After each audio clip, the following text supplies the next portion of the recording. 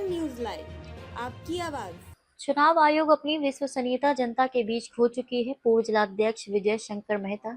महानगर कांग्रेस कमेटी के पूर्व अध्यक्ष विजय शंकर मेहता ने अपने आवास पर एक बातचीत के दौरान कहा कि चरणबद्ध तरीके से चुनाव होना है। उन्होंने आगे कहा कि चुनाव आयोग अपनी विश्वसनीयता जनता के बीच खो चुकी है। देश में निष्पक्ष चुनाव नहीं हो रहे हैं, अक्सर देखने को मिलता है। बूथों पर गड़बड़ियां मिलती रहती हैं। आइए जानते हैं क्या कहते हैं कांग्रेस के महानगर पूर्व जिलाध्यक्ष विजय शंकर मेहता।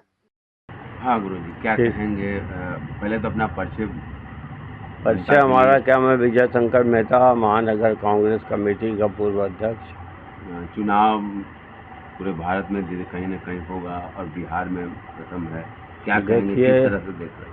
चुनाव के विषय में ये कहना है कि चुनाव आयोग अपनी विश्वास इस देश की जनता के सामने खो चुका है।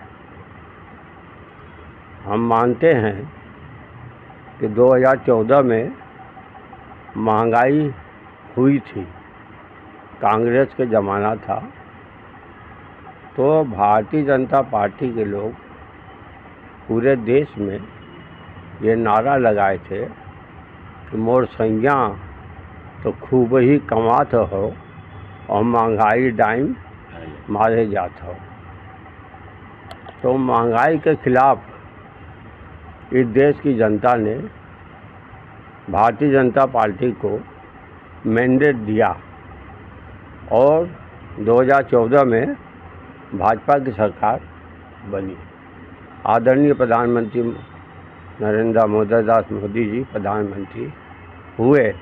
वो देश की जनता की सहमति से जनता महंगाई के खिलाफ वोट किया, लेकिन उसके बाद ये 2019 और 2024 में जो इस देश में लोकसभा का चुनाव हुआ, उसमें पूरे देश की जनता बार बार आरोप लगाती रही कि मशीन में खराबी है, कहीं मशीन बदली जा रही है।